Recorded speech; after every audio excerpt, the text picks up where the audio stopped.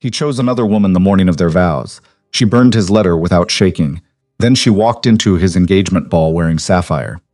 In a wolf kingdom ruled by blood oaths and ancient mating law, an Omega has no name once an Alpha discards her. Until the Alpha King crosses the room, 41. Ruthless. Untouched by love, he offers her a contract mating signed in ink, sealed in blood. She does not weep. She reads every line, he does not lie. And somewhere between the ledgers and the dawn parlor, a king who commands armies begins waiting at a window for her footsteps. Rival packs whisper. Old enemies file forged claims. A traitor sells her name. Snow falls on Silverhold. The bond ignites. I recognized you the night you wore gray. The letter went into the fireplace before Alara Wren could count to 3. Not because she was weak, because she was done. Riven Halloran's handwriting curled and blackened in the flames. Every promise. Every whispered vow under the willow tree at the edge of Northmoor Hollow. Every night he had said her Omega status did not matter. All of it. Gone in less than 30 seconds. Her hands were not shaking. That surprised her more than anything. 2 mating seasons ago. That was when she would have wept. Would have collapsed on the cold stone floor of this very hall, ribs cracking from the effort of breathing around the grief. Not now. She watched the last corner of the parchment go dark. And she smiled. A small smile. A private one. Because a smile was cheaper than tears. And Omegas learned early which currencies they could afford to spend. The letter had arrived at dawn. No formal seal. No messenger in Halloran livery. Just a folded slip of paper wedged beneath the front door of Northmoor Hollow.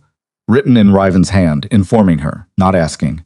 Informing her that he and Miss Seraphine Vale of Duskmare Pack would formally announce their mate bond at the Ashenvale Territory reception that afternoon. And that he thought it only decent she hear it from him first. Dissent. She read the word 3 times. Then she walked to the fireplace and did what she should have done. The first night she noticed him watching Seraphine's throat instead of hers. She burned it. She burned every word. Have you ever had someone tell you they loved you, and then discover their love came with an expiration date stamped on your bloodline? Alara stood a long moment in front of the dying flames, the heat pressing against her legs. The parchment fully consumed now. Not even a curl of paper left. She listened to the wood settle, to the wind moving against the old shutters. To her father coughing in the room upstairs, deep and wet in a way it had not sounded last spring. She turned from the fire, walked to the small mirror above the sideboard, studied her own face, looked for the tremble she used to see. The one that came whenever Riven's name reached her. It was not there, which meant something had happened inside her that she had not fully registered yet. Which meant she needed to move, now, before the numbness turned into anything softer, because grief that stayed still turned into something an Omega could not carry. But grief that moved. Grief that walked into a reception hall in a mended gown and refused to be small. That grief was called strength, and she was going to try wearing it today.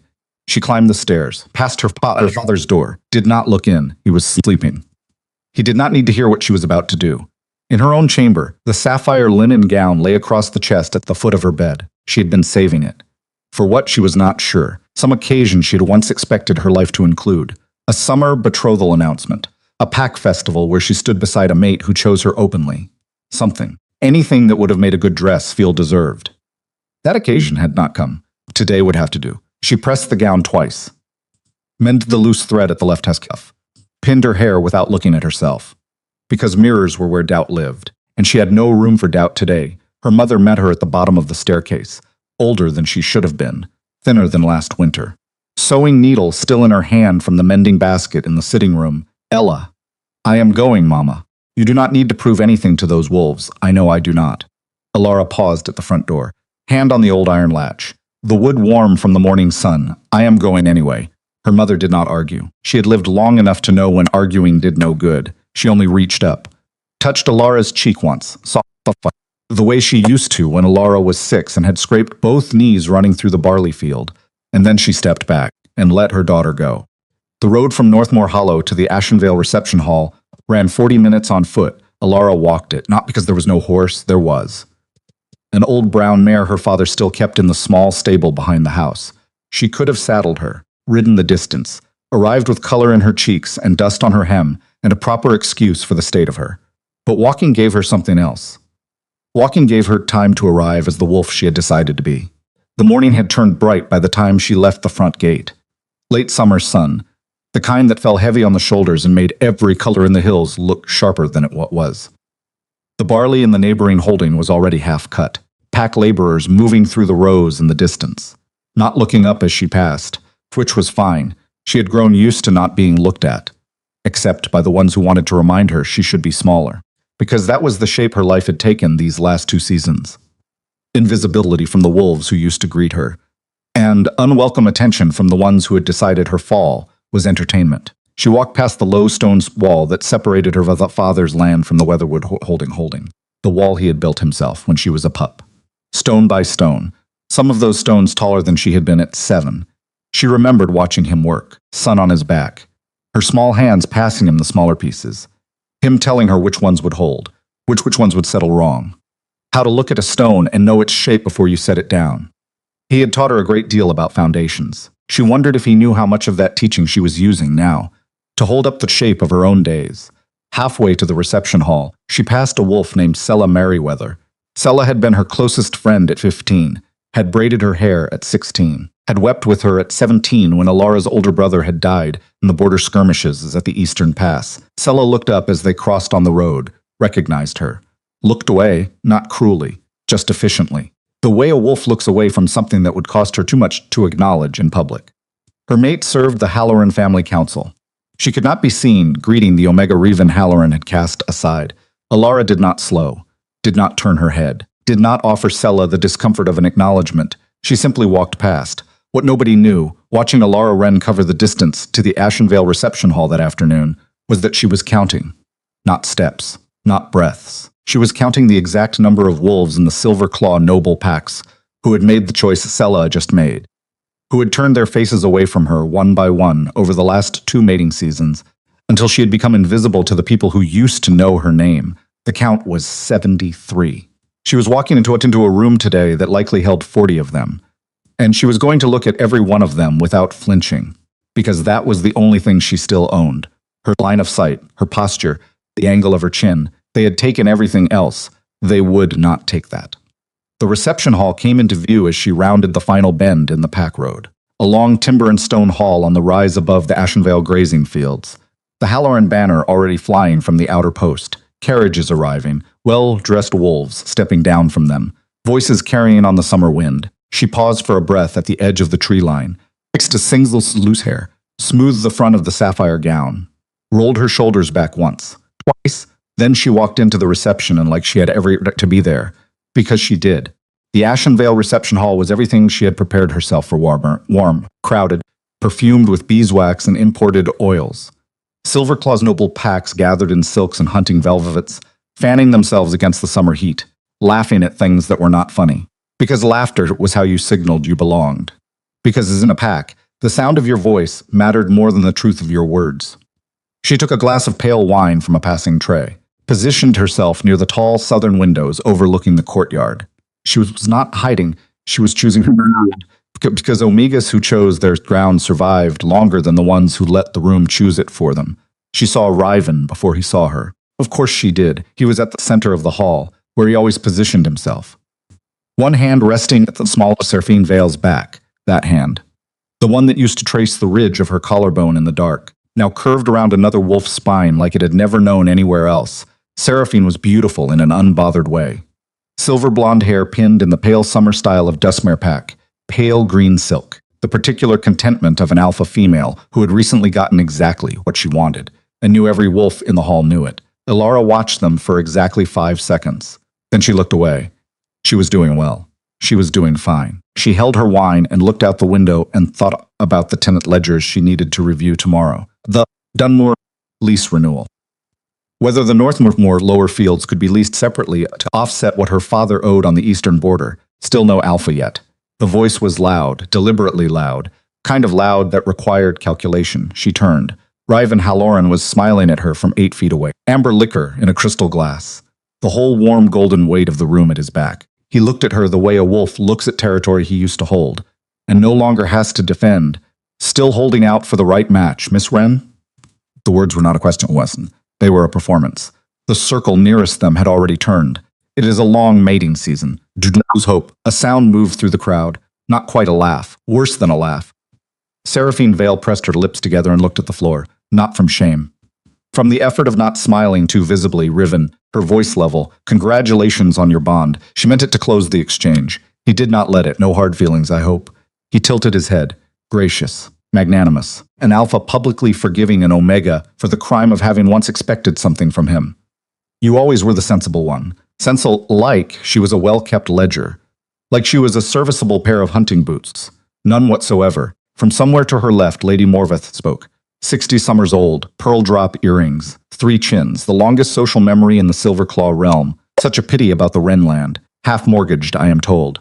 No wonder the girl cannot attract a proper alpha. The figures are somewhat exaggerated, Lady Morveth. Alhara turned to face her directly. Lady Morveth blinked. She had not expected to be answered, but do go on. I would hate to interrupt. A beat of silence.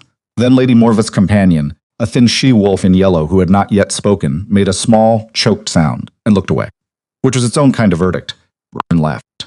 Easy. Unruffled. Still got that tongue on you, Ella. Still have everything I came with. Unlike some alphas, I do not shed what is mine when something shinier crosses the border. The hall pulled a breath. Riven's smile stayed in place, but his eyes went flat and cold for just a second. 1 second. Barely visible, except she caught it, because she had spent 2 mating seasons learning every weather pattern of that face. Then it passed. He raised his glass. Well, good luck to you, miss. He turned back to Seraphine. The hall resumed. The hum of conversation refilled the space like water into a cracked pitcher. She stood where she was. She did not leave. She would not be the one who left. What nobody in that hall understood was that Alara Wren had already left. 2 mating seasons ago, when she stopped believing the words Reven Halloran spoke to her in the dark. She had simply stayed inside her own body while the leaving happened. And I was learning to move again inside a life that had emptied out around her. She was staring at the courtyard, jaw set, wine untouched, when she heard it. Hoofbeats on the outer stones. Heavy. A carriage that moved fast and stopped with authority. Then boots on the front steps measured, unhurried, the walk of a wolf who had never once adjusted his pace for a room. The great oak doors of the Ashenvale Hall opened, and everything changed. Alara had seen Alpha King Kaelin Thorne exactly once before, across a crowded Silverclaw council chamber. When she was 17, standing beside her father, invisible to everyone present. He had not been invisible even then, even to a 17-year-old Omega who did not yet know the language of power. There was something about the way he stood that communicated something final, immovable. Like a river that had decided on its course, and would simply go around whatever tried to block it. He was 41 now. He had not softened, his face was angular and spare. Dark eyes that moved through the room with the precision of a wolf counting weight. Valid threat. Relevance. Dismissing what did not matter. He wore dark hunting leathers. No ornamentation. Nothing that asked to be noticed. He did not need to ask. The magic of an Alpha King's presence was the oldest kind. Older than crowns. Older than councils. Lord Ashenvale himself nearly overturned, a side table getting to him. Sire, forgive us. We were not expecting. Forgive the intrusion. I had business nearby. I will not impose long. Kaelin's voice was low, even. The kind of voice that did not need volume because it commanded attention through sheer economy. Not at all, sire. Not at all. We would be honored. His eyes had already moved past Lord Ashenvale. They moved through the room, and then they stopped, on her, standing alone near the courtyard windows. Wineglass untouched, chin level. Looking back at him without flinching. Not on Riven, who was watching the king with the sudden alertness of a wolf who understood he had just been outranked in his own celebration. Not on Seraphine, not on Lady Morveth, not on any of the faces angled toward him in calibrated sociability. On the Omega, every wolf here had just finished writing off. He crossed the room, the crowd did not part dramatically. It simply adjusted. The way a river adjusts around a stone that has decided to be there. He stopped in front of her, Miss Wren, his voice quiet, not warm, not cold. Simply certain, sire, she met his eyes. Did not curtsy the way she was supposed to. Not out of defiance, out of exhaustion. Her knees had already curtsied enough for one afternoon. He did not seem to notice, or he noticed and did not care. I was not aware you were acquainted with the Halloran family. I am not particularly, then why? I was told you would be here. The surrounding circle of conversation had gone very quiet. She was acutely aware of it, aware of Riven's eyes on her back, aware of Lady Morvath recalibrating. Aware that every wolf in this hall was watching Alpha King Kaelin Thorne stand in front of a wolf they had spent the last 2 mating seasons erasing from their memory. She did not let any of it reach her face. I would like to speak with you, Miss Wren.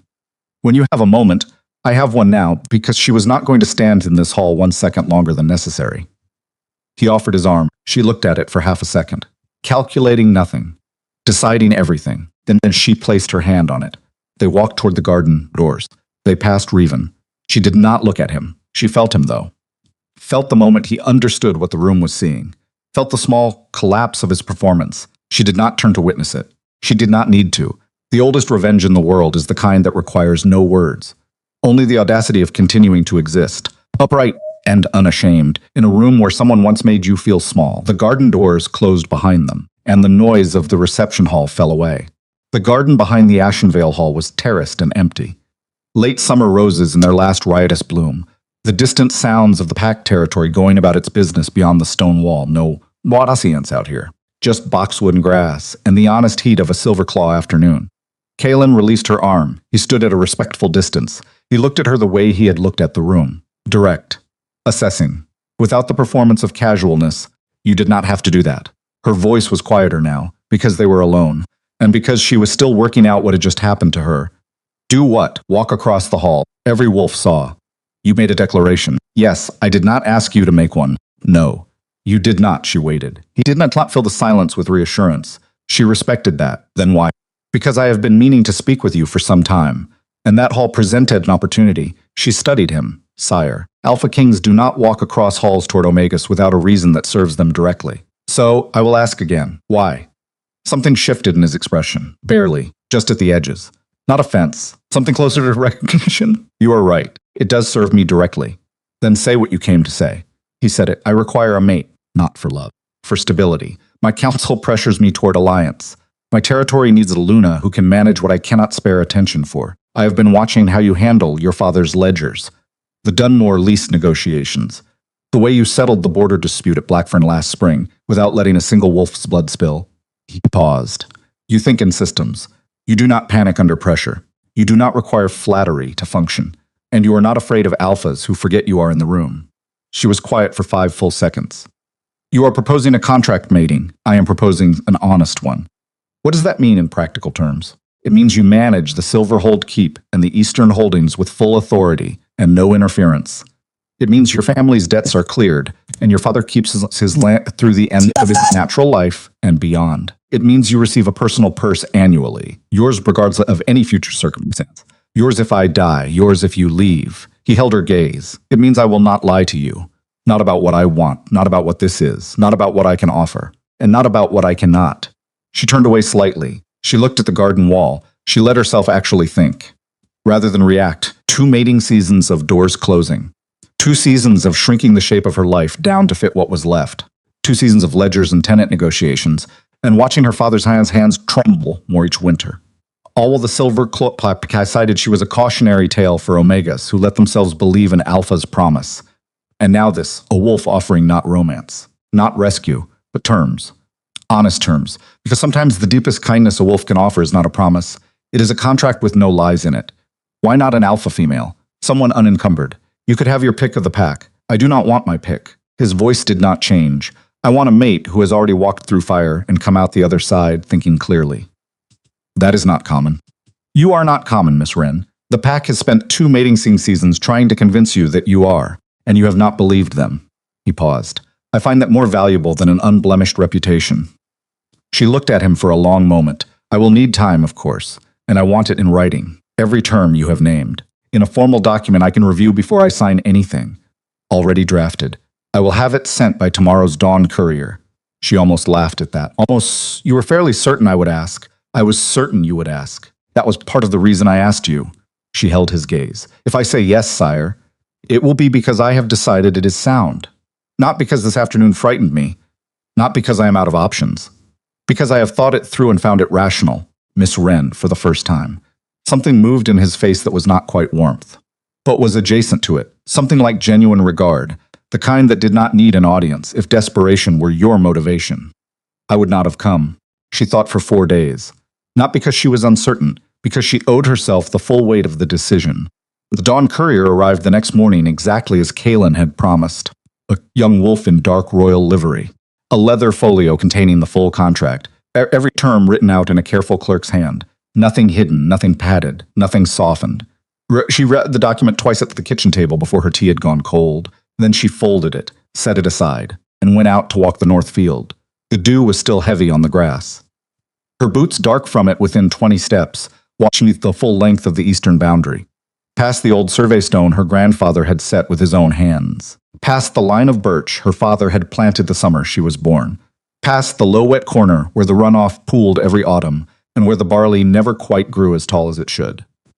This was the land the letter had not mentioned. The land Ryvin Halloran had spent 3 months in her father's guest chair studying, pretending interest in the yields, the tenancies, the eastern boundary claims, nodding along as her father explained the family history, making notes she had watched him make with her own eyes, notes he had almost certainly taken home to his own council, and used to decide whether her family was worth the cost of her.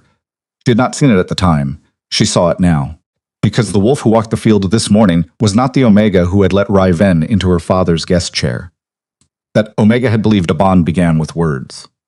That love was something an alpha said in the dark and meant in the light. That her family's land was safe because Ryven had said it was. The wolf walking now knew better. The wolf walking now understood that a contract, honestly named, was a stronger foundation than any promise spoken over crushed rose petals. She stopped at the far corner of the field. Turned, looked back at the Northmore house, small from this distance, gray stone. The old chimney leaning slightly to the east the way it had leaned since the storm of her 10th summer. Her father was in that house, getting smaller. She had watched him get smaller for 3 winters in a row, and the getting smaller was accelerating. The last physician who had come out from the pack town had said as much, kindly, without saying the exact word, but she had heard it in the space between his other words, if she said no to Kaelin Thorne. This land would be sold to service the eastern debts within 18 moons. Her father would die in a rented cottage. Her mother would live out her days in a sister petpack she had never chosen. If she said no, the Halloran family would eventually acquire the Wren estate through credit or purchase. Because Ryven had the coin. Ryven had the connections. Ryven had already begun to circle. She had seen the letters. She had understood what they meant. If she says yes, none of that could happen. That was one column of the ledger. The other column was harder. The other column was this. She would be bonding to an alpha king she barely knew, under a contract that named honesty as its highest virtue, in a keep she had never seen, managing a household of 14 wolves in an eastern territory the size of 2 mid-tier packs, living in the constant awareness that whatever tenderness she was permitted to feel, if any, would arrive through the door of a legal agreement, rather than through the door of a courtship. She stood in the dew and weighed the columns. She stood there a long time. By the 4th morning, she was at her father's writing desk. She dipped the pen, wrote 4 sentences. The terms are acceptable. I have 3 additions I require before signing. Please advise when you are available to discuss them. E. Wren. His reply came that afternoon. 2 sentences. Tomorrow, 9th hour past dawn. Name them all. She named all 3. The right to negotiate any lease within the Eastern Holdings independently, without waiting for royal signature. The right to appoint her own successor for the Northmore stewardship should her father pass before she did. And the right to walk away from the contract without financial penalty if he ever raised a hand or a voice against Hare in anger. Callan agreed to all 3 without hesitation. The last one he insisted on writing into the document himself, in his own hand. So there could be no question. Have you ever done Alpha promised something with his own ink, and known in that moment that no one had ever bothered to promise you that much before? They bonded on a Tuesday, under the crescent moon that marked the end of the summer trading cycle, small ceremony. A private chapel of stones at the edge of Silverhold Keep. Her father, her mother, 2 witnesses, the old wolf priest who had blessed unions in the Silverclaw realm for 40 seasons, and who kept his words brief because he understood that some ceremonies needed less breath, not more. She wore gray, not white. She had not earned sentimentality. She did not intend to perform it. Callan wore dark hunting formal, said the ritual words without ornament. The way a wolf speaks when he means exactly what he is saying, and sees no reason to decorate it. It was not a full mate bond, not the one the old songs described, the one that came with the fever and the golden thread, and the way an alpha's scent got braided into an omega's dreams.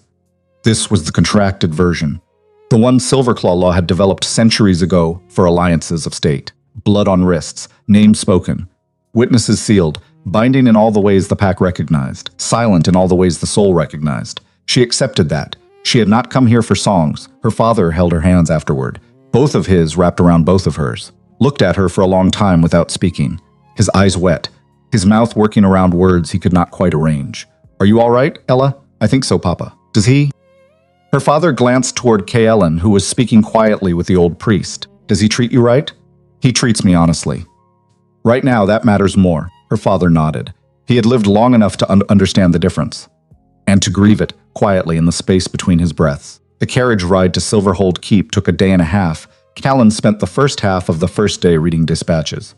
He offered her a portion of the stack around mid-afternoon. Without preamble, Dusmer trade correspondence. If you want something to do, she took it, right through to the third letter. Found a clause she did not like. Ambiguous language around liability in the event of livestock loss during pack border transits. The kind of vagueness that only benefited one party. She folded the page at the corner, handed it back without comment. He read where she had marked it was quiet.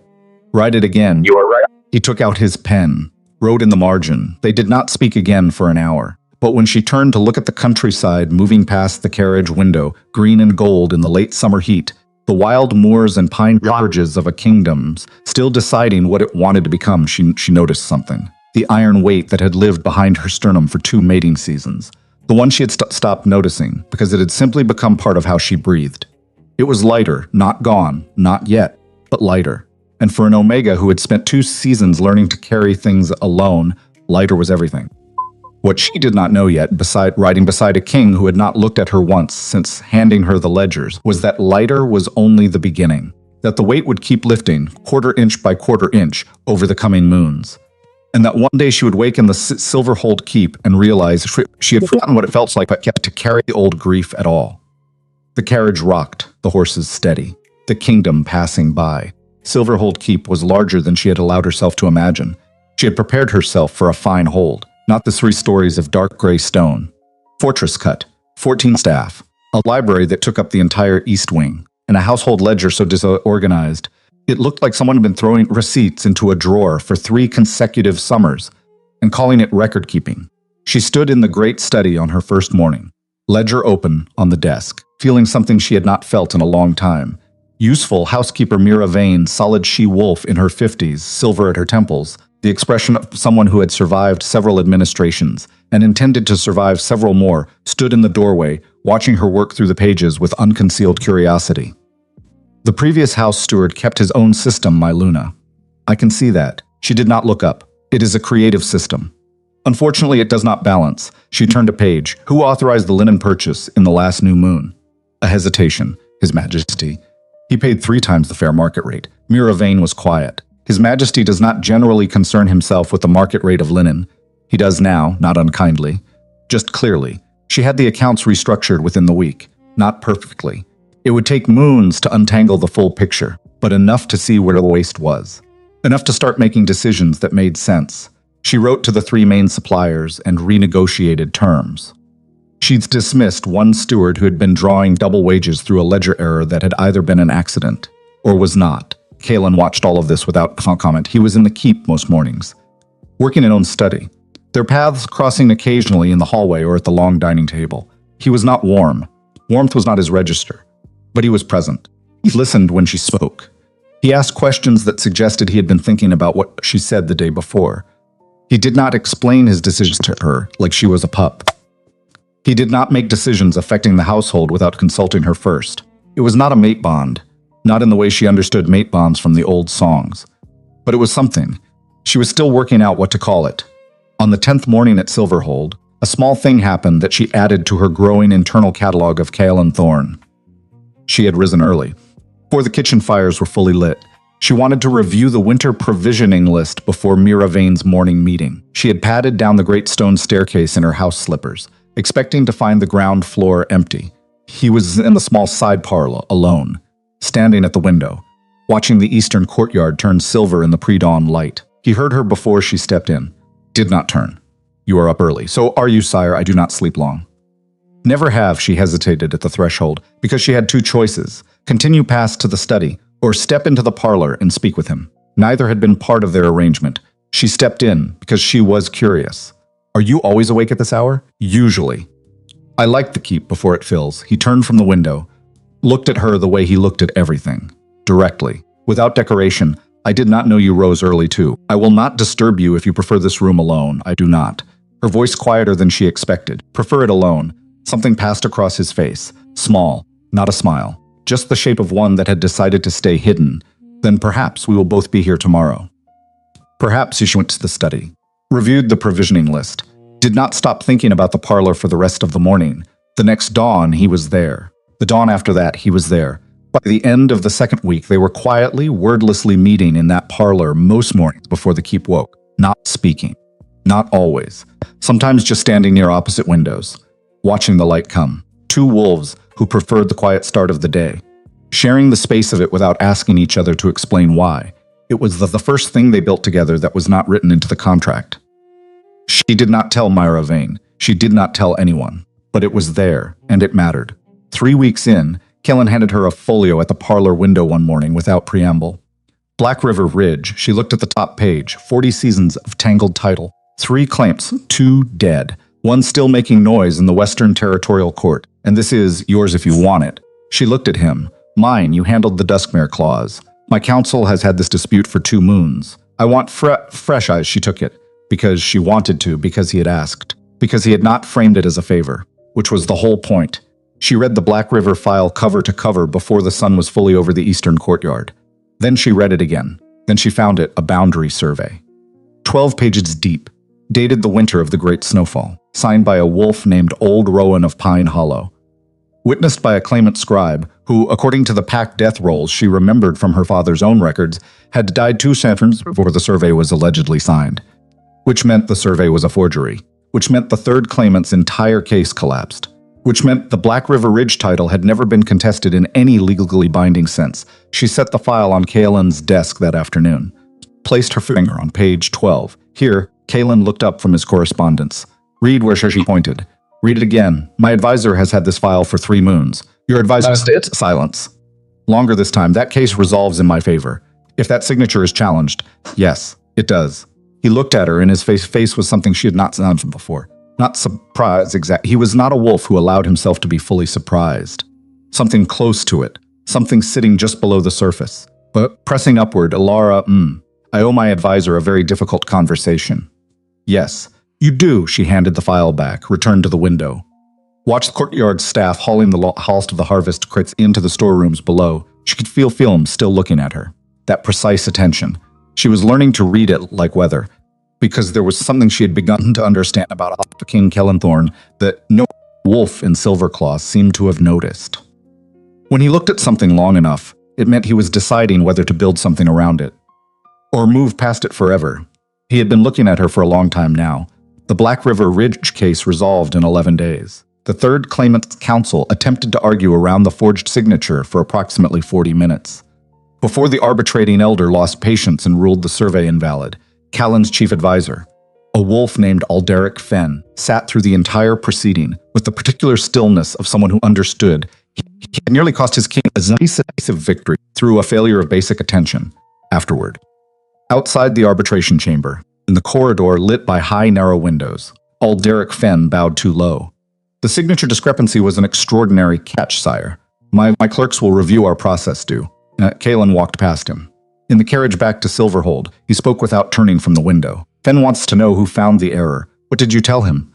That my mate reviewed the file. A pause. He assumed I meant a casual glance. Let him. I would rather he understood correctly. She turned to look at him fully 4 words. That was all. 4 words from Kalen Thorne were a speech. She was learning that too. All right. She turned back to the road. Outside, the western moors were going gold at the edges.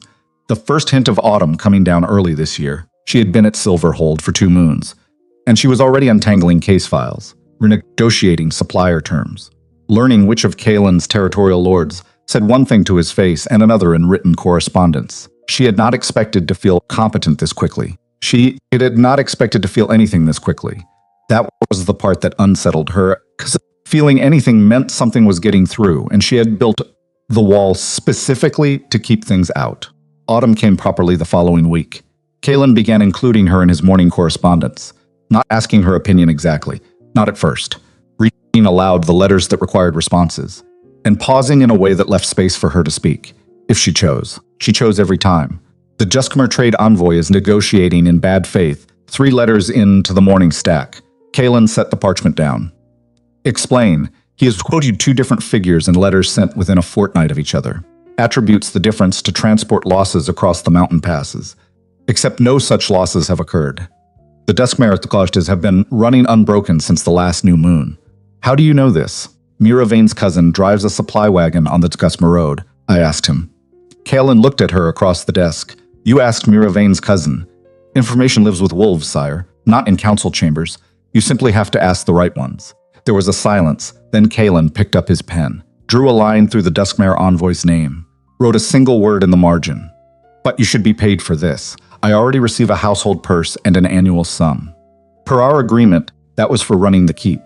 This is something different. It is the same work. Reading carefully, thinking in systems. You said that was what you wanted when you proposed this arrangement.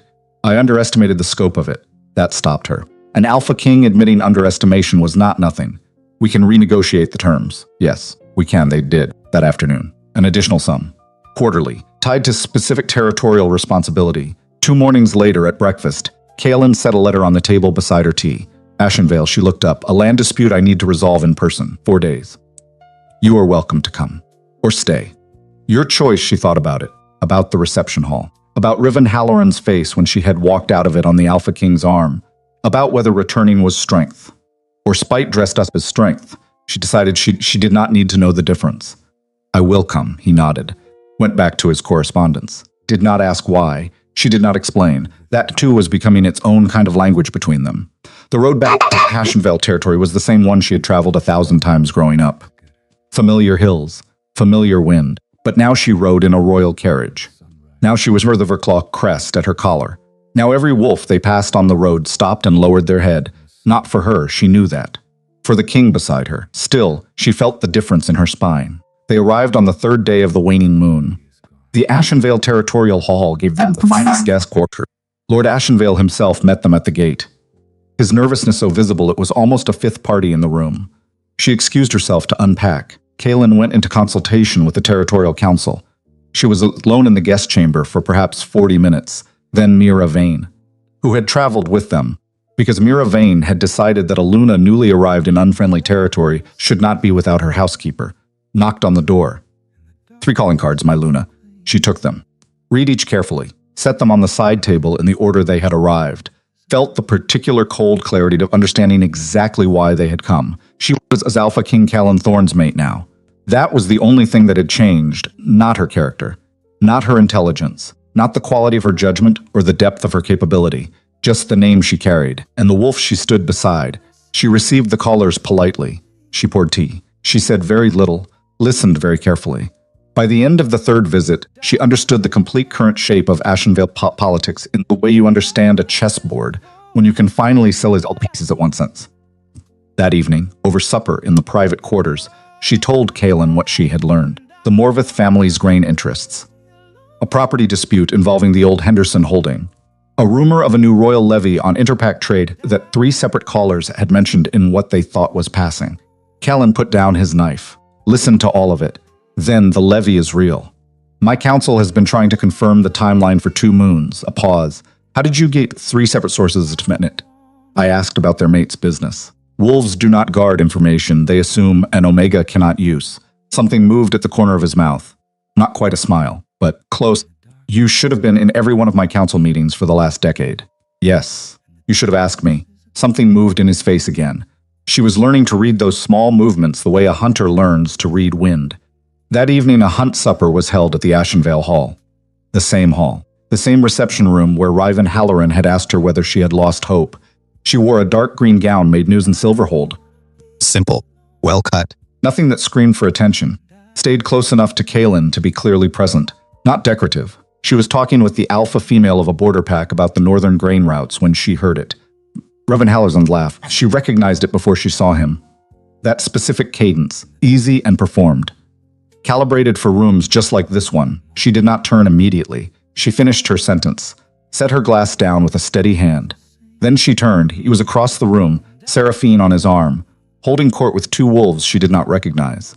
He had not seen her yet. She watched him for a moment. The ease of him, the comfort. The way occupied space like the world had been arranged specifically for his convenience. Then Seraphine saw her. Seraphine's expression did something complicated. Surprise. Then a rapid recalibration. Then a very deliberate composure that was worse than either. She leaned up. Said something quietly into Riven's ear. Riven turned. He saw her. His face went through 3 things very fast. Recognition. then the beginning of that familiar smug warmth, then something that was not quite confusion, but was moving toward it as his eyes tracked left, and found Alpha King Kalen Thorne standing 4 feet away, in conversation with two of the most powerful territorial lords in the western half of the kingdom. Riven's expression landed somewhere it had probably never been before. Off balance, she crossed to Kalen's side. Not quickly, not with any performance. She simply moved to where she was supposed to be. Kalen glanced at her, registered something in her face, and without breaking his sentence, placed one hand briefly at the small of her back, a gesture so small and natural it could have been nothing. It was not nothing, Riven watched it happen. She looked at him across the room. She did not smile. She did not glare. She simply looked at him with the calm, level gaze of an Omega who had nothing left to prove and knew it. Riven looked away first. The rest of the evening, she noticed he stayed on the far side of the room. It was after the midnight bells when they returned to the guest quarters. The staff had left the lamps burning low in the front hall. The territory had gone quiet outside. Not silent, but lowered. The night sounds of the Ashen Vale pack retreating to a murmur. She sat in the small parlor, took off her slippers, thought about Riven Halloran's face when he had looked away. She had expected to feel triumphant. She felt something quieter than that, something almost sad. Not for Riven, not for him. She owed him nothing, not even the dignity of her grief. But for the Omega she had been 2 mating seasons ago. The one who had believed in his promises. The one who had structured her entire future around a wolf who was treating her life like a bargaining position and calling it love. You are still awake. She looked up. Kalen was in the doorway. He had removed his formal jacket, his collar loose. He looked tired in a human way, in the way a wolf looks when he has been holding a shape all day, and has finally stepped into a room where he is allowed to set that shape down, for a moment. I was thinking about him. About who I was when I loved him. She paused. It is strange to look at someone you were afraid of, and find them so much smaller than you remembered. Kalen came into the parlor, did not sit immediately, stood near the fire, not restless, just present. Taking up exactly as much space as he occupied and no more. He was not worth your fear then. He is certainly not worth your memory now. I know that. She looked at her hands. Knowing it and feeling it are different things. Yes, she looked up at him, at the quietness of him, the steadiness. There was something about the way he existed in a room that she had been noticing for weeks. Something she had not been able to name yet. He did not perform. He did not justify himself for the comfort of observers. He was exactly himself in exactly this moment. And he expected, quietly, without demand, that she would be the same. The fire crackled. Outside, the last of the summer wind pressed against the shutters, and Alara Wren, who had walked into an Ashenvale reception hall 4 moons ago as a cautionary tale, and was now sitting in the same territory as its Luna, understood something for the first time. The heaviest thing she carried these least 2 seasons was not the shame. It was the loneliness of carrying the shame alone. And tonight, for the first time, someone else was in the room with it. Not fixing it, not explaining it away, not asking her to move past it faster than she was ready, just in the room. She did not say any of that out loud. She did not need to. She only said quietly, "Thank you for coming back with me." Kalen was quiet for a long moment then. "I was always going to come back with you, and that." That was the sentence she carried into sleep that night, the one that lay against her ribs like something warm and slow. The first true crack in the wall she had built 2 seasons ago, the one she had built well, the one she had thought would hold forever. They returned to Silverhold on the morning of the 5th day, the sky low and gray, the kind of gray that promised rain by nightfall and never quite delivered. They resumed their routine at the keep, the dawn parlor, the morning correspondence, the steady work of a territory being untangled at both ends. But something had shifted. She noticed it in small ways. He began asking her questions before she offered opinions. He began seeking her out at mid-afternoon just to walk up the East Wing corridor beside her while she reviewed the day's summaries. He began, once, twice, and then more often, resting his hand briefly on her shoulder as he passed her at her desk. A single point of contact, never longer than 2 seconds, never framed as anything. She noticed all of it. She said nothing about any of it. Until the evening he returned from Ironreach. He had been gone 4 days. A territorial dispute over the timber rights along the northern lake. He had sent 2 letters while he was away, both terse, both concerning trade routes she had already been reviewing. She had answered both with the information he requested. Nothing more. She had not thought about him constantly while he was gone. She had only thought about him most of the time, which was a distinction she was making to herself, and no one else. She was at the library desk when she heard it, the front doors of Silverhold Keep opening below. His voice in the entryway speaking with the steward, his boot notes on the stone stairs. She kept her eyes on the parchment in front of her. Read the same line 4 times without retaining a word. He appeared in the library doorway. You are back. The words came out approximately 1.5 seconds before she could examine them. Last night's ride, he moved into the room, set his outer coat over the chair arm, sat down across from her, iron reach, resolved. Largely, he rubbed the back of his neck. A gesture she had learned meant something had frustrated him. 1. Party is still posturing. He will stop when he understands I am not watching. Are you watching? No. I am here. The words were practical. About the negotiation, she knew that. And yet something in her chest did something completely unreasonable when he said them. She looked back at her document. Alara, look at me a moment. She looked up. He was watching her. Not the assessing cataloging watch of those early weeks. Something different, more direct, less armored. Are you all right? Genuinely, it was the same question he had asked her in Ashenvale. She had answered it honestly then. She tried to answer it honestly now. I am not certain. He waited. Something has shifted. In how I experience this arrangement, and I am still. She stopped, chose her words the way she chose everything now. I am still working out what to do about it. Kellen was very still. What kind of shift? The kind she kept her voice even. The kind I did not account for in our original terms. The silence between them was different than it had ever been. It had weight. It had temperature. She could feel him deciding something. Not quickly. Never quickly. He was not a wolf who moved quickly on the things that mattered. She sat very straight. Waited. Refused to be the one who broke first. I see. Finally, do you? I think so. He held her gaze. I was in iron reach for 4 days. Yes, I planned to return 2 days earlier. Her breath caught. She held it. But you stayed. Because the negotiation was not finished. Then quieter. And because I was not certain what I was thinking about returning for. The fire in the library grate popped once. Outside, the first autumn wind of the year came off the western moors and pressed against the tall arched windows. She became aware that her pulse was doing something complicated, that she had absolutely no authority over it. Kalen, his name in her mouth felt different than it had 2 moons ago. We made a very specific arrangement. We did. It did not include this. No. It did not. And you told me you required honesty. I did. Then I will be honest. She kept her voice as level as she could manage. I do not know what this is. I do not know if it is simply proximity and the natural habit an Omega develops of attaching to whoever is present and decent. I do not know if what I am feeling is real, or if it is just... She stopped. I have been wrong before, about what I thought I felt. I believed everything Riven Halloran told me. I was certain, and I was completely wrong. She looked at her hands. So you will understand if I do not trust my own certainty very much right now. Kalen leaned forward slightly. That is the most honest thing anyone has ever said to me in this keep. Good, because I have no interest in telling wolves to tell you what they think you want to hear. He looked at her for a long moment. What would you need? To trust it, time. Continued honesty. No pressure in either direction. She met his eyes. And for you to tell me if you are feeling something. Rather than letting me wonder whether I have imagined it entirely.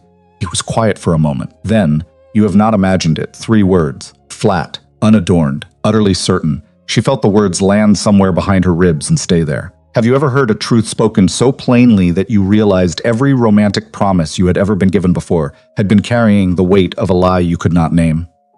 All right, her voice steady. She was proud of that. Then we proceed carefully. Agreed. And honestly, always, they sat with it. The new shape of the thing between them nameless still, but no longer unfelt, no longer pretended away. 3 days later, a letter arrived that changed everything. Late morning. Autumn light thin and honest through the library windows. She was sorting the week's correspondence. Callan was at the Eastern Council chamber, would not return until supper. The letter was addressed to Alpha King Callan Thorne, sealed with the crest of the Royal Landcount Council, which meant it required his personal attention, except underneath. In a small hong, Kai provided to Luna Renthorn for concurrent review, which was new, which meant someone had begun addressing her formally on royal business, which meant either an ally or something worse. She opened it. Read the first paragraph, read it again. Sat very still, because the letter was from a wolf named Draven Morvath, junior counsel to the Royal Land Council, recently appointed, son of Lady Morvath of Ashenvale territory. And Draven Morvath was writing to inform the crown that he had come into possession of documents suggesting irregularities in the original title chain of the Northmoor Hollow estate. Her father's land, which had been in the Wren line for 40 seasons, which her grandfather had cleared himself with his own bloodied hands, which her father had built the Northmoor stone house upon. After a winter so brutal, 3 neighboring holdings had lost everything. Draven Morvath was writing to say that some old boundary agreement may have never been properly recorded. That the northern strip of the estate may not, in any strict legal sense, belong to the Wren family at all. She set the letter down, very carefully, because her hands were doing something new, not shaking. Something worse than shaking, going cold, the cold of fury, which was a different temperature entirely. She had learned to recognize the difference, but by the time Kaelin returned that evening, she had the letter, 3 of her father's old ledgers she had brought with her to Silverhold, and a full page of notes spread across the library table. He came in, looked at the arrangement, sat down without asking. "Show me," she showed him. He read the Morvath letter twice, then sat down. "This is retaliation, yes. For what specifically? That is what I intend to find out. He has no legal standing. Junior counsel does not have the authority to initiate a title review. He does not need standing. He needs noise.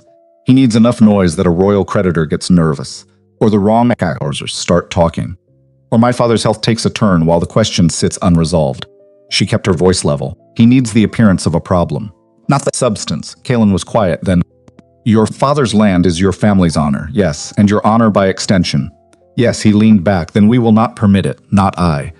She did not comment on the pronoun. She simply logged it. The way she logged every small movement in the language between them. "I need to go back to Northmoor Hollow. My father's original deed box.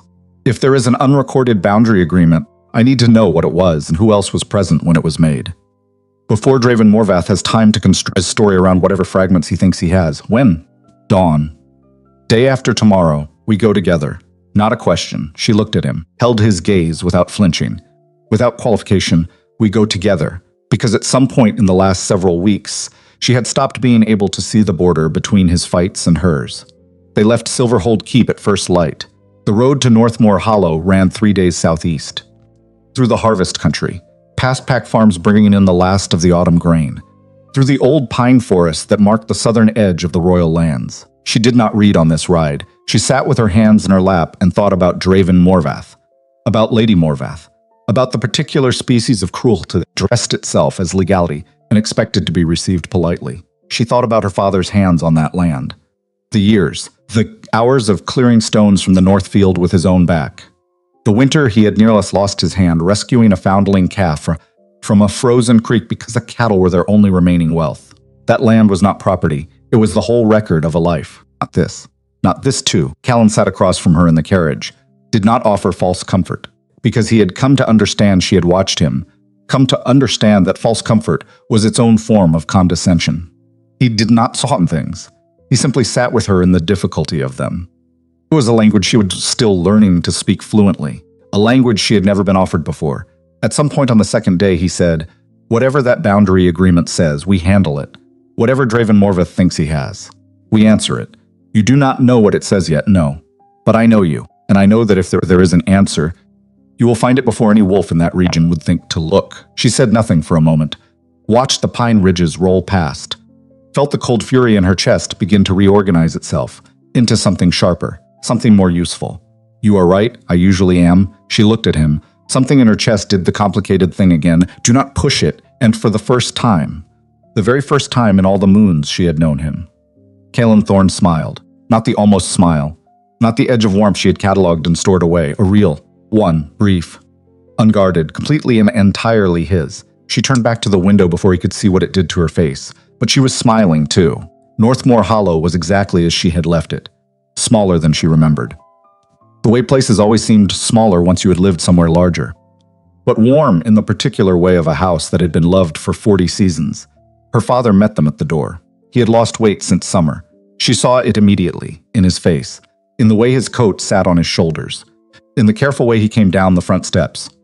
Like a wolf who had learned to negotiate with his own body, she embraced him, held on a half-second longer than she normally would, felt him pat her back the way he had since she was a pup. "You did not need to travel all this way." "Yes, I did, Papa." He looked past her. At Kaelin, the two alphas had met only briefly at the mating ceremony, an introduction compressed by the moment. Her father extended his hand. Kaelin took it. Something passed between them in that grip. Some form of alpha assessment, the measuring of weight and character that the old wolves conducted in 3 seconds and trusted completely. Whatever her father found. "Come inside.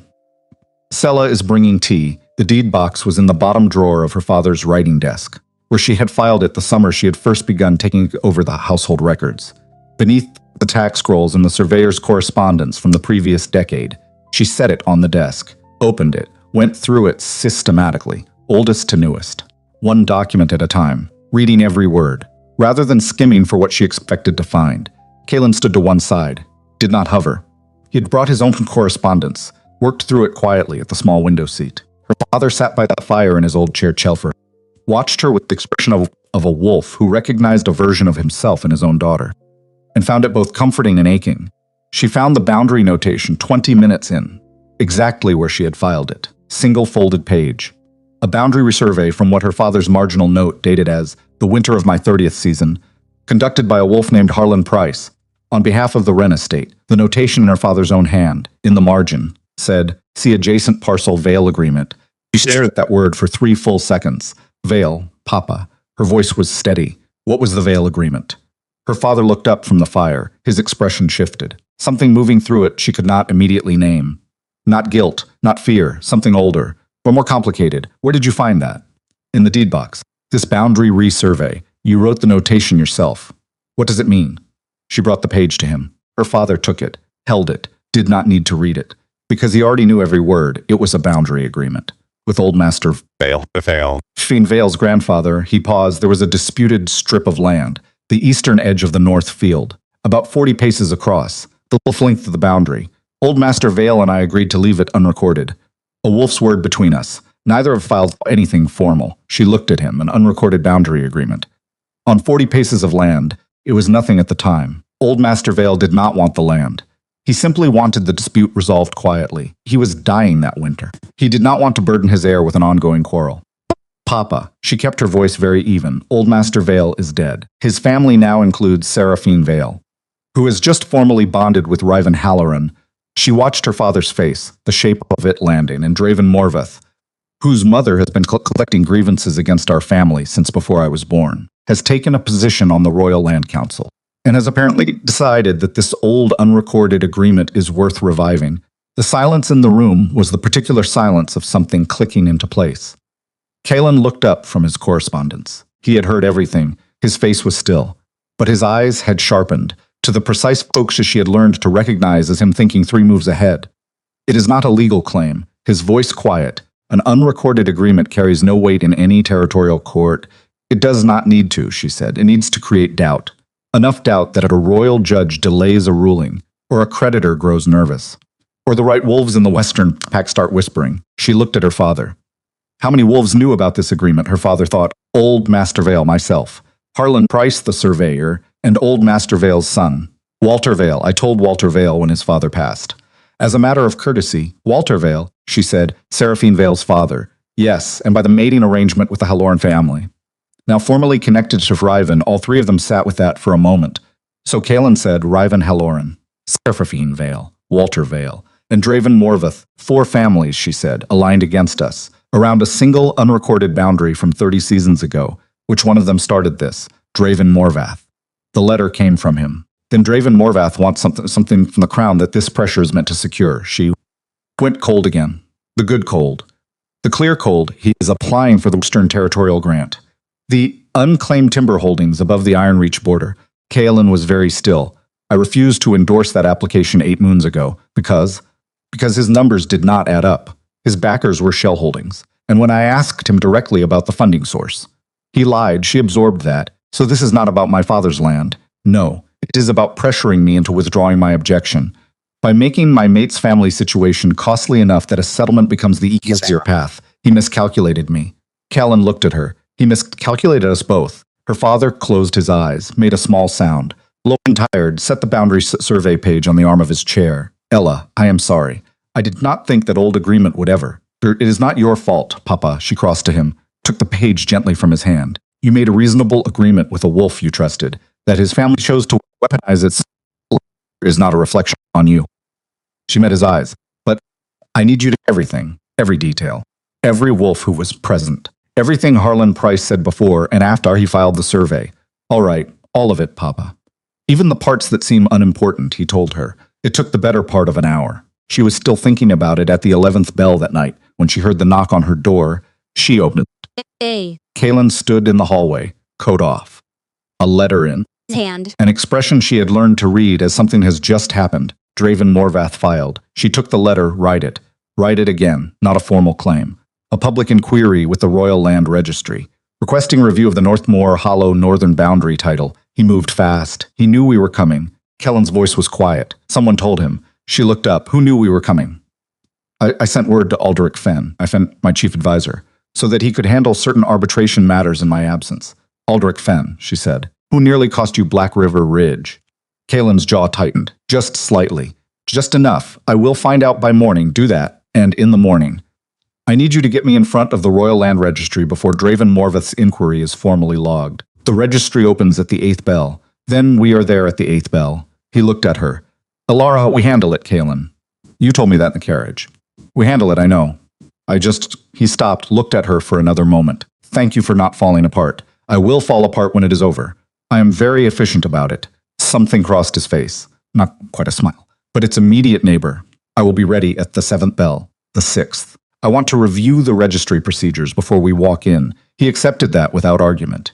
She closed the door, sat at the small writing desk in the corner, and began drafting the argument she would need to make at the Royal Land Registry in the morning. Because there was one thing Draven Morvath had failed to understand about the Omega he was targeting. The wolves, who had spent 2 mating seasons trying to break her, had, in doing so, taught her exactly how to survive the 4th. The Royal Land Registry sat on the eastern edge of the Silverhold Administrative Quarter, a long gray stone building with narrow windows and a portico worn smooth by 4 generations of petitioners. The clerk who unlocked the front door at the 6th bell, I was not expecting anyone for another hour, made his feelings about this known through a sequence of pointed silences. Kalen handed him a card. The silences stopped. She set her documents on the counter. The original Loren deed. Filed the summer Northmoor Hollow was first cleared. The boundary resurvey with her father's marginal note. A signed account of the old Vale agreement she had transcribed from her father the previous night. And 3 pages of her own analysis, cross-referencing the boundary notation against the official survey language. Every seal in order, every date consistent, every witness alive at the time of signing. Which was more than Draven Morvath could say for his position. The senior registrar arrived at the 7th bell, an old wolf named Elder Vorn. Small round spectacles, 60 seasons in this office. The air of a wolf who believed deeply in procedure and less deeply in charm. She appreciated procedure. Procedure was something you could work with, Elder Vorn. I need you to understand the sequence of events. Before Draven Morvath's inquiry is formally logged, he looked at her over his spectacles. He had the look of a wolf who was not accustomed to Omegas presenting title arguments in his registry at dawn. Callan sat to the side, said nothing. This was, she understood, a deliberate choice on his part, making visible, in a room full of alphas who would instinctively defer to him, that he was deferring to her. It was one of the most significant things she had ever seen him do. She laid it out for Elder Vorn methodically. The original deed, unimpeachable, filed in the correct season, signed by 3 witnesses whose names appeared in the surviving pack rolls, the resurvey, filed correctly, registered without objection, the marginal notation, a private annotation in her father's own hand, referencing an agreement that had never been recorded because both parties had chosen not to record it, which meant under Section 14, Paragraph 3, it had never entered the legal chain of title at all. And Draven Morvath's inquiry, filed not by any wolf with actual standing, but by a junior counsel whose family had a documented grievance history with the Wren estate. Tana's Western Timber Grant application had been personally refused by the Alpha King 8 moons prior. Elder Vorn listened. Read the documents. Read them again. The inquiry was filed at first light this morning. Before it is formally logged, she said, I am asking you to review whether the filer has standing. A title inquiry can only be formally opened by a wolf with legal interest in the property. Draven Morvath has none. He is neither a claimant, nor an heir, nor a creditor. He is a junior counsel with a personal grievance. Elder Vorn looked at Kalen, the instinct automatic. Looked to the Alpha King for confirmation. Kalen met his gaze without moving. My mate has presented the complete legal position, Elder Vorn. I have nothing to add to it. Elder Vorn looked back at her. Something in his expression shifted, still skeptical. But working, I will need to consult the registry code, Section 14, Paragraph 3.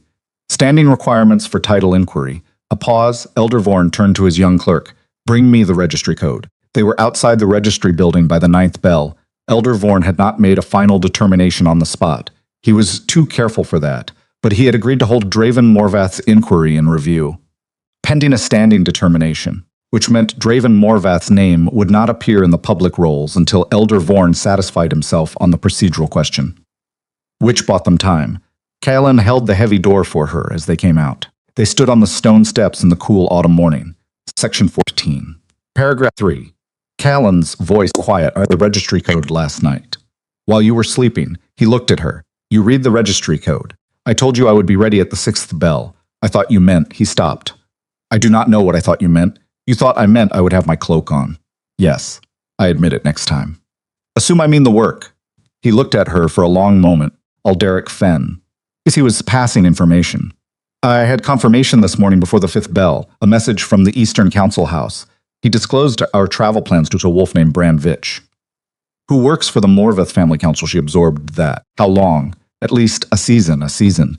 She thought about what that meant. What cases Alderic Fen had touched. What information had moved through him.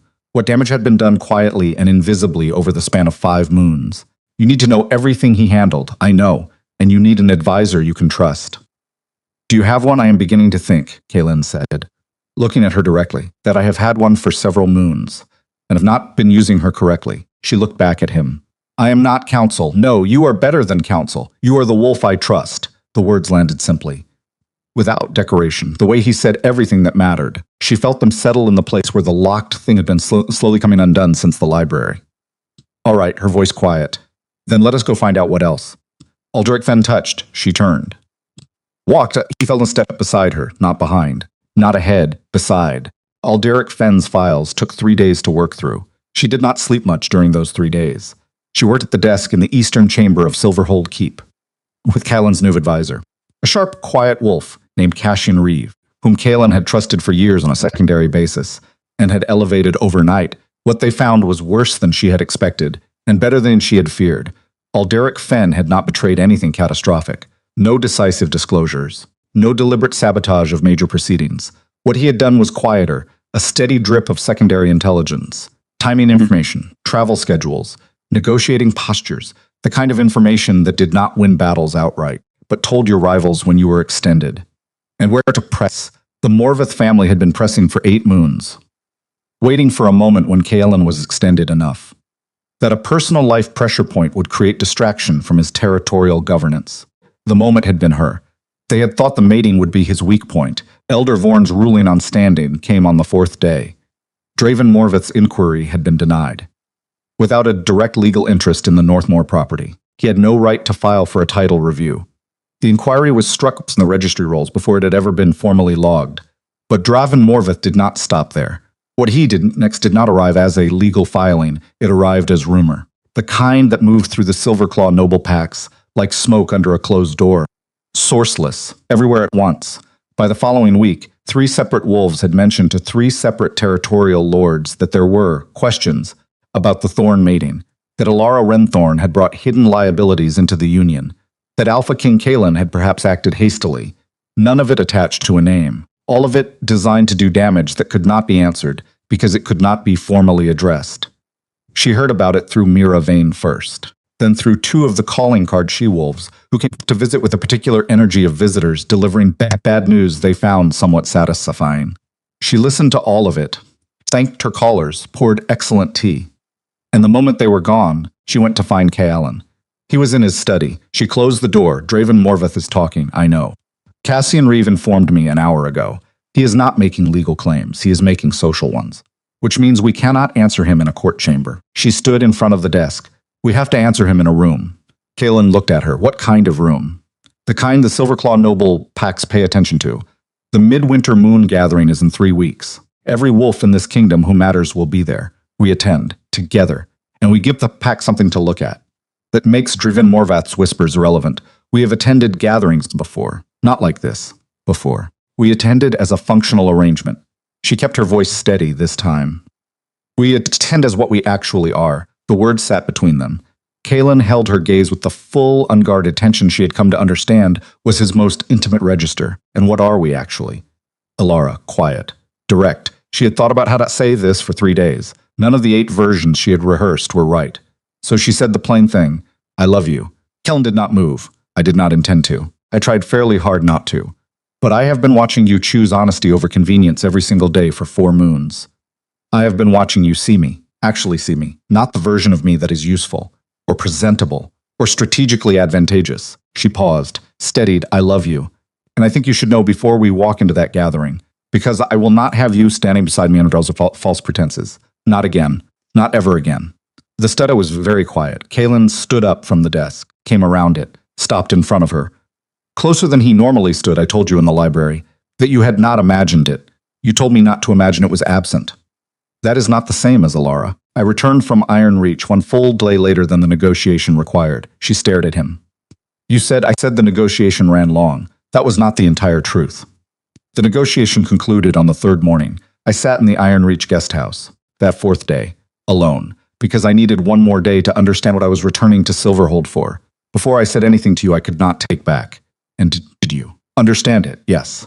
I understood that I have spent every day of my adult life building things. Territories, trade routes, councils, structures that outlast me, and that, for the first time in 20 seasons, I was in the presence of something I wanted to build toward, rather than build around. He paused. You are not a component of my life, Alara. You are the point of it. Her throat tightened. She would not weep. She had made a policy about that a long time ago, but something inside her chest that had spent 2 mating seasons wound tight around itself was quietly, completely letting go. That, she said, is the least performed thing anyone has ever said to me. Good. I meant every word. She reached up, put her hand against his jaw. The first time she had touched his face with intention, he turned into it, slightly, the way a wolf does when he's been careful for a very long time, and is finally allowed to stop. We are going to the gathering, yes, and afterward, we are renegotiating our arrangement. Again, something moved in his face. Entirely warm. What terms? Better ones. The Midwinter Moon Gathering was the event the Silver Claw Noble Calendar organized itself around. 300 wolves in their finest. Every alliance and rivalry in the kingdom present and circling. The kind of gathering where reputations were made and unmade. Between the first hunt course and the closing toast, she wore a gown commissioned specifically for this evening. Deep forest green. Silver stitching at the seams. Nothing that performed anything, except complete confidence in the she-wolf wearing it. She wore the silver mate pendant her mother had given her at 16. They arrived exactly on time, because she had decided that walking into a room like you had somewhere better to be was a gesture for wolves who needed to be seen arriving. She had no interest in being seen arriving. She had interest in being seen. They were seen. She felt the room adjust the moment they entered, different than the ripple at Ashenvale in summer. This time, the crowd was adjusting to the two of them, to the way they moved, to the quality of attention they gave each other. To something that was apparently visible from across the hall. Within 20 minutes, 4 separate wolves had made a point of coming to speak with her specifically. Not as an appendage. Not as Kalen's convenient Luna. As a wolf worth speaking to, she was speaking quietly with Cassian Reeve near the tall, arched windows. When she felt the temperature of the room change, she looked up. Draven Morvath had arrived. He was younger than she had imagined from his letters. Perhaps 35 seasons, well-tailored. With the carefully maintained confidence of a wolf who was accustomed to rooms receiving him well. He was scanning the crowd with the particular attention of a wolf looking for a specific target. He found Callan first, his jaw tightened. Then he found her. Whatever he saw in her face, she kept entirely neutral. Made him hesitate just for a moment. Just enough. She excused herself from Cassian Reeve. Crossed the room. Not toward Draven Morvath, toward Callan, who had already moved to a position that was neither confrontational nor retreating. She reached his side, took her place beside him. Draven Morvath approached. He had composed himself by the time he reached them, the hesitation gone, the confidence reconstructed, sire. I was not aware your majesty would be attending this year, Junior Council Morvath. You have met my Luna. Draven Morvath looked at her. His eyes moved over her once, assessing. Calculating Miss Luna Renthorn, she said, pleasantly. Clearly, a small beat, of course. My apologies, none needed. It is a common mistake among wolves who have not updated their understanding of a situation. How is your Western Timber Grant application progressing, Junior Council? The pleasantness is facing game fair. There have been some delays, I am sorry to hear it. Or particularly given the financial commitments you have made in anticipation of its approval. That must create considerable pressure. Draven Morvath's eyes went very still. I am not certain what you, Elder Vorn, sends his regards, by the way. We had such a productive conversation at the Royal Land Registry last week. He is a thorough wolf, very committed to procedural accuracy. He mentioned that inquiries filed without proper standing tend to create more problems for the filer than for the subject. Something about how the registry roles reflect on a junior counsel's judgment. When standing challenges are recorded, she tilted her head. I imagine that is relevant in your professional position. Draven Morveth was very quiet. Around them, the gathering continued its warm noise, but the small circle of space they occupied had developed the stillness of a confrontation being conducted entirely in subtext. I acted in good faith. The registry disagreed, on the record, officially, which means any wolf researching your professional conduct will find a failed filing with no standing, rather than a successful inquiry. That is an unfortunate foot for a wolf, a royal appointment. Draven Morvath's jaw moved. Is that a threat, Luna? It is an observation. I make them frequently. My mate finds it useful. Beside her. Said nothing. He did not need to. Draven Morvath looked at him. Callan met his gaze with the calm, immovable attention of a wolf who had already won. Enjoy the gathering, junior counsel, Callan said. Draven Morvath left. She felt Callan's hand settle briefly at the small of her back. Warm. Present. And then withdraw. Alderic Fenn, she said quietly. Cassian Reeve is handling him tomorrow. Formal dismissal. And a letter to the Royal Council of Advisors regarding his conduct. And the Western Timber Grant. I spoke with 2 members of the Approvals Council. Before we came tonight, they are now aware of the conduct underlying Draven Morvath's application. It will not be approved. She absorbed that Draven Morvath's debt would come due. His leverage was gone. His professional record now contained a failed standingless inquiry and an application that would be denied on conduct grounds. He had aimed at the Thorn mating. Hit nothing except himself. Is it over? The immediate threat?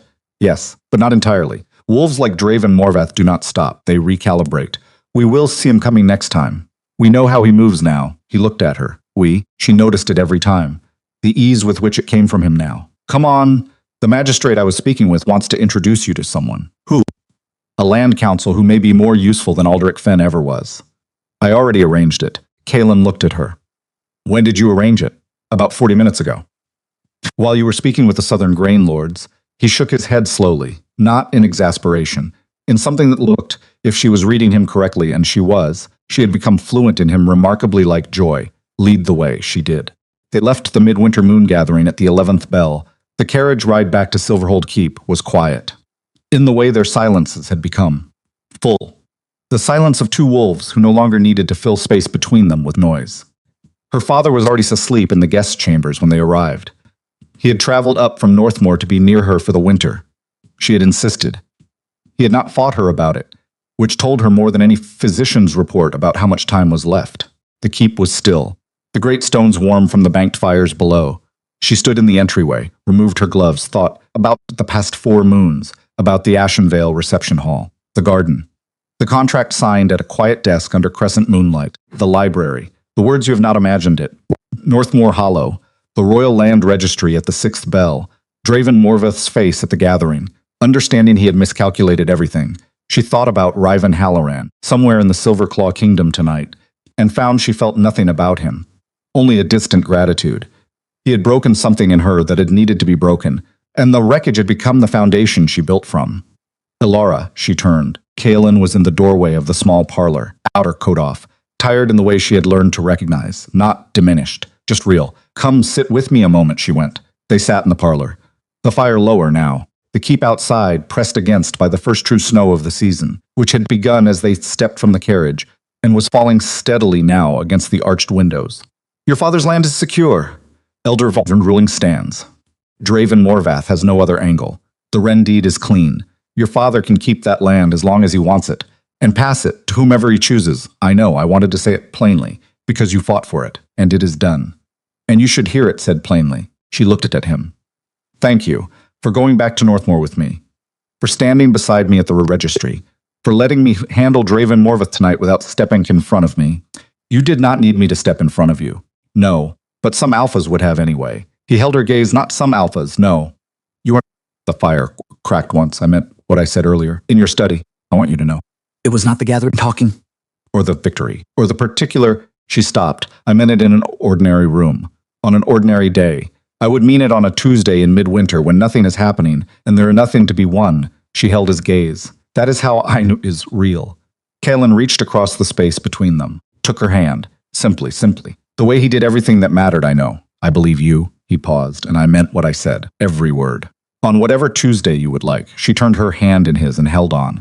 They sat like that for a long time, not talking, not needing to. Then quietly he spoke again.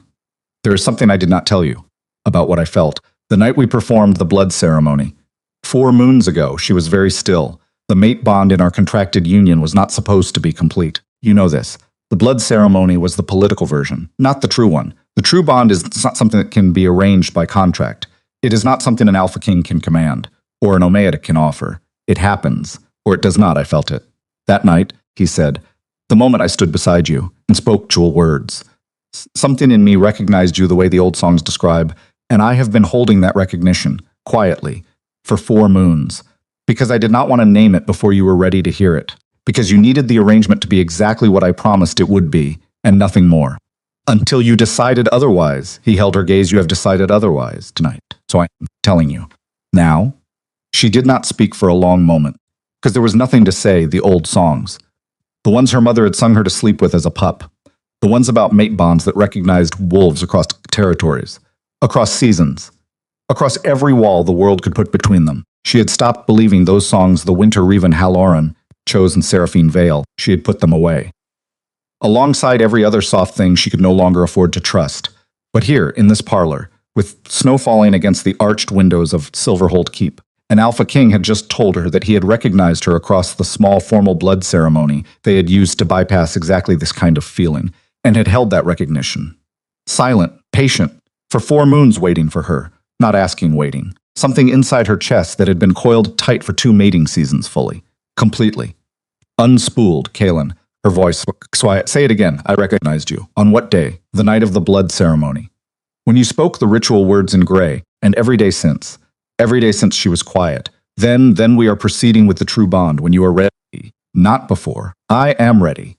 So am I, he kissed her. Not for the first time in their mating, but for the first time as what they actually were, and not what they had contracted to be. The snow kept falling. The fire burned low. Somewhere in the eastern wing, Mira Vane locked the last of the keep's doors for the night, made her usual round, passed the parlor, saw the light beneath the closed door, did not knock, because Mira Vane had served the Thorn line for 15 seasons. And she knew, better than any wolf in this kingdom, the difference between an arrangement and a bond. She smiled to herself in the dark corridor, and went to bed. If this story spoke to something you have carried, something you thought was too heavy to name, something that made you feel small in rooms that should have made room for you, we would like to hear from you. Tell us where you are watching from. Tell us your city, your country, your corner of the world. And if you would, tell us this. Has there ever been a wolf in your own life who crossed a room for you when every other wolf had already turned away? It makes you wonder how many Alaras walk past us every day. Wolves the world has already decided are less. Wolves the world has already stopped waiting for. And how much would change in us, in them, if just one of us, just once, crossed the room. Because the deepest truth Alara Renthorn earned in 4 moons of hard weather is this. You do not need to be rescued. You need to be seen. And when someone finally sees you correctly, in daylight, without asking anything in return, that is not romance. That is not luck. That is the beginning of every real thing you will ever build. She was not rescued. She was seen. She in return and chose and built. One document at a time. One honest conversation at a time. One act of refusing to break at a time. Something no wolf could take from her. Because it had not been given, it had been earned. We are listening.